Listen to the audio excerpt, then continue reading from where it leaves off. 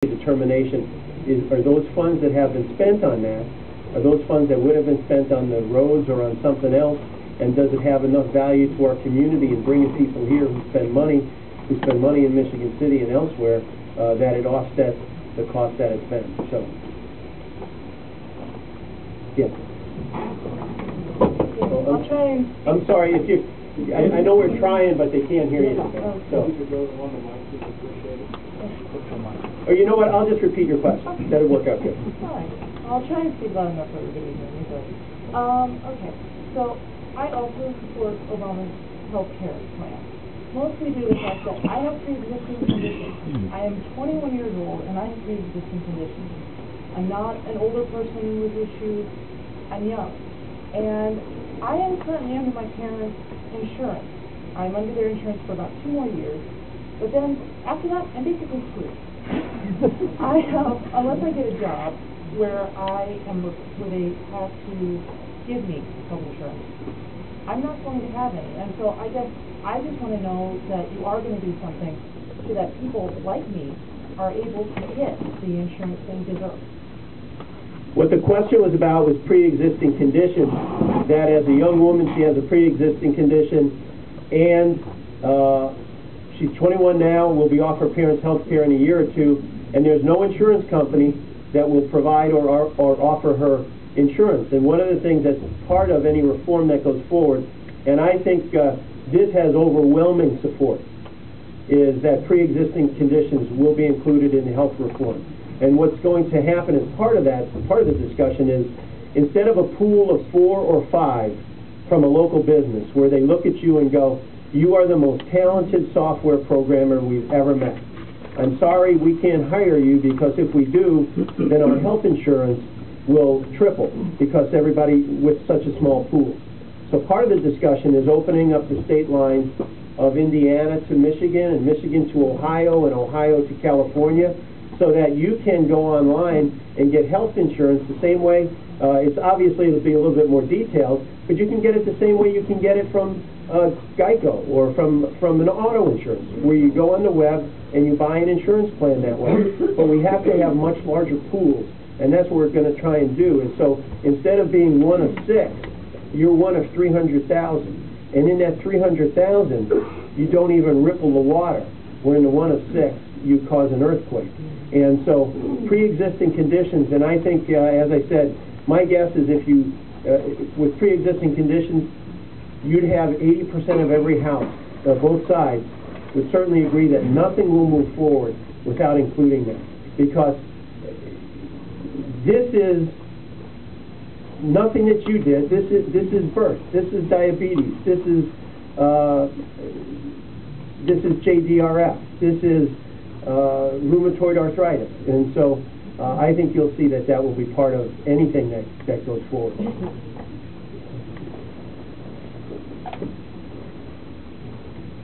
First, I'd like to say thank you for being here. Thank you very much. I've been here on some occasions where there were 4 people.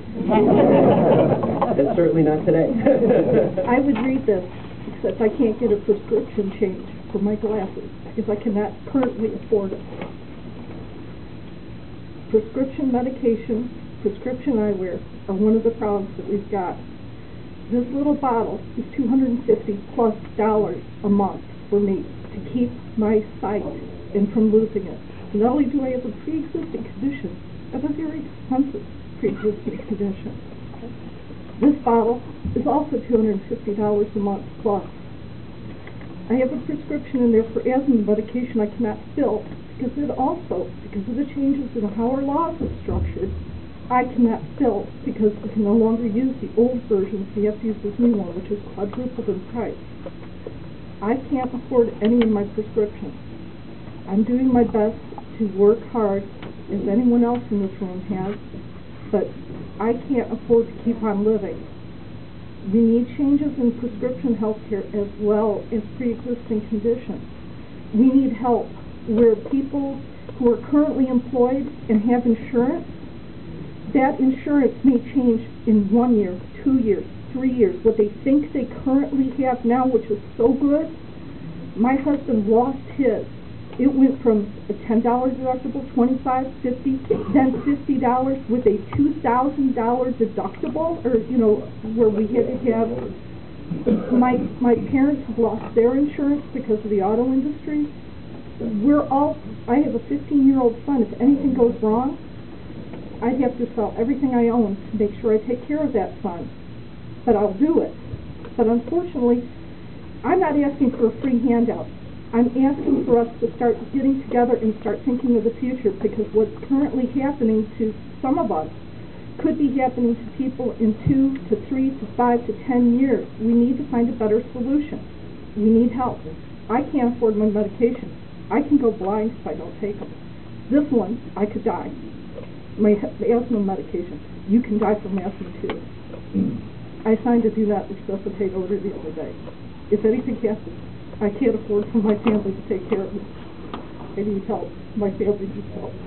Please help us. Thank you.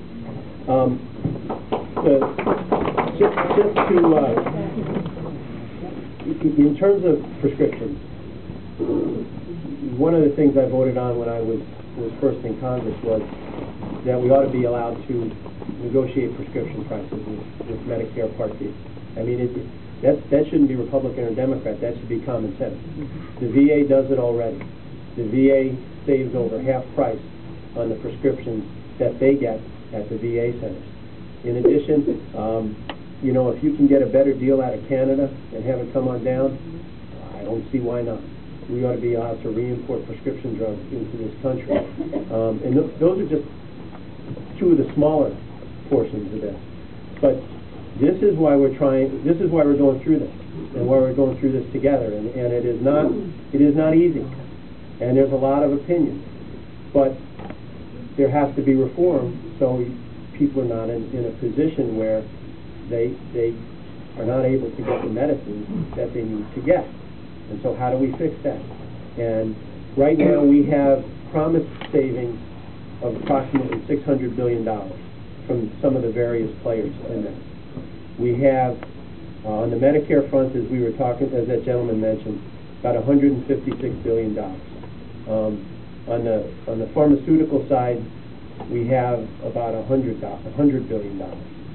On the hospital side, they've thrown in about $175 billion. And I met with a group of hospitals about 2 days ago, and they said, we know that this has to get fixed.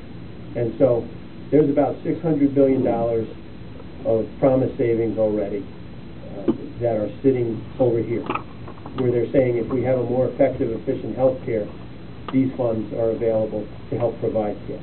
So that is what we're working on. And I am familiar with the subject you discussed because my daughter has rheumatoid arthritis. And we were not able to get an insurance policy for her when she came off of our family policy. And her prescription is this big, and it costs $1,500 every month. So it is something that American families deal with every day. And the thing is, that prescription is life-changing for my daughter at least. And she was on a different medication before that time, which helped, but it was a slowly and continually deteriorating situation. And so I have actually talked to that drug company and said this is something, and they have worked on ways to try to provide it to families who may not be able to afford it. But it's not to every family who can't. And how do we work this so that if you're an 8-year-old kid with rheumatoid arthritis, you don't wind up in a wheelchair at 21 because you couldn't get that prescription. And that's what we